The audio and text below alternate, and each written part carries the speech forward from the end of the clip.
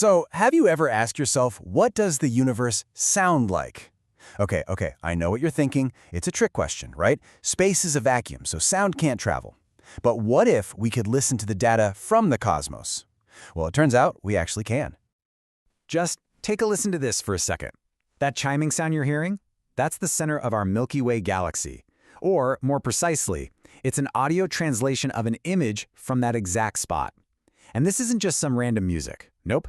It's real, hard data from NASA's Chandra X-ray Observatory and other telescopes literally turned into sound. So, how in the world do we do that? How do we get sound from the total silence of space? Well, the answer is this really incredible process that takes information our eyes can't even see and transforms it into something our ears can totally hear. It's a process called sonification. And look, it's actually a pretty simple idea when you break it down. We're all used to seeing data, right? Like in graphs and charts.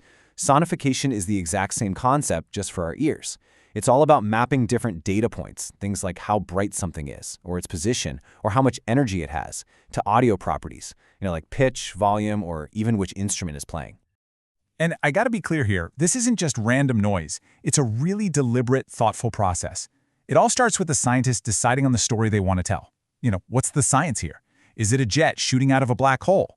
Or maybe the way a supernova expands? Once they have that, they zero in on the key pieces of data that tell that story best.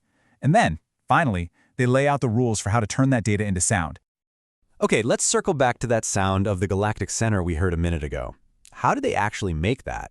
Well, it's all about those mapping rules. For that specific piece, they decided that low-energy X-ray light would be represented by a piano. Kind of soft, right? Then, medium-energy light became a violin. And for the really high-energy stuff, they used a glockenspiel, super clear and distinct. By using different instruments like this, you can actually hear the different layers of data and how they all work together. It's brilliant. But here's the thing. It's not just a simple robotic conversion. The scientists who do this always say it's way more of an interpretation than a direct translation. Think about translating a book from one language to another. You can't just swap words one for one, right? You have to understand the context, the nuance, and make some creative choices to capture the real meaning. It's the exact same idea here. In this whole process of interpretation, it's not just about making things sound cool. It's about finding patterns that our eyes might completely miss. And maybe the most famous, most mind-blowing example of this is what happened when scientists decided to, listen to a supermassive black hole. All right, so picture this. Way out in the Perseus galaxy cluster, there's this monster of a supermassive black hole. And it's basically, burping is a good word for it. It's blasting out these huge waves of energy into the gas around it. And this creates these massive pressure waves, which are, for all intents and purposes, actual sound waves traveling through that gas. So about 20 years back, scientists actually figured out the note this thing is humming. And get this, it's a B flat. But here's the catch. It's a B flat that is 57 octaves below middle C. I mean, just try to wrap your head around that. That is a sound so incredibly deep, so low, there's absolutely no way any human could ever hear it. So what do? Well, if you're NASA, you take that sound wave and you just bring it up. You transpose it up all 57 of those octaves so we can finally hear it. So brace yourself. This is the actual sound of a black hole. It's haunting, isn't it?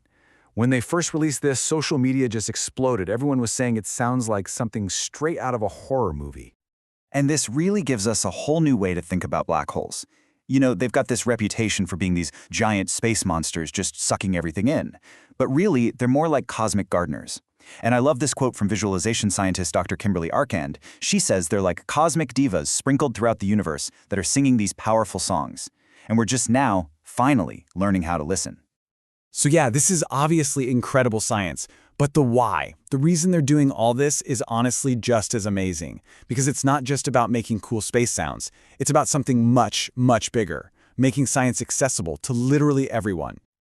The whole project really kicked off because of a very specific need, making all this incredible cosmic data available to people who are blind or have low vision. Dr. Arcand was working with Dr. Wanda Diaz, who is a blind astronomer, and Dr. Diaz talked about what it was like sitting in a math class and not being able to see the board. And that story, that was a huge motivator for getting this work started. And the response they've gotten, it's been absolutely powerful. There's this story of a blind student who, after hearing one of these sonifications, said it was the very first time they felt included in how we talk about and present space. It's giving people a real, direct connection to these cosmic events that they've never, ever had before. And for others, the connection is even deeper, almost spiritual. Someone listened to one and just said, "This sounds like the universe breathing." I mean, wow, that quote just gives me chills. It really shows you how this isn't just data anymore. It's something that can resonate with us on a really fundamental human level. You know, this also highlights a really interesting difference in how we process information. When you look at a picture, everything's there at once, right? Your eyes can jump all over the place. But sound? Sound is different. It's linear. It's a journey that has a beginning, a middle, and an end. It literally guides you through the data over time, telling you a story. And this idea, this power of telling a story with sound, it's not just for astronomy, not by a long shot.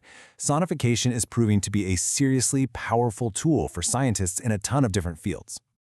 I mean, you've got researchers using it to understand how proteins fold, which is super complicated. Others are listening to the rhythm of heart cells. There's even a field called star seismology, basically studying the quakes inside stars. By turning all this complex data into sound, scientists are finding patterns that are just almost impossible to see with your eyes alone. So, what's the big takeaway here? At the end of the day, our eyesight is pretty limited, right? We only see this tiny, tiny sliver of the electromagnetic spectrum. Sonification helps us experience the rest of it. It's like that moment in The Wizard of Oz when Dorothy opens the door and steps out of her black and white world into glorious Technicolor. That's what we're doing. We're finally starting to experience the universe in all its multisensory glory. For centuries, all we could do was look at the stars. But now we're finally learning how to listen. And it's opening up an entirely new cosmos for us. Which really just leaves us with one big question, doesn't it? By adding sound to our scientific toolbox, we've found a new way to understand the universe, and, just as importantly, a way to include more people in that journey of discovery. So you just have to wonder, what else is out there, waiting for us to not just see, but to finally hear?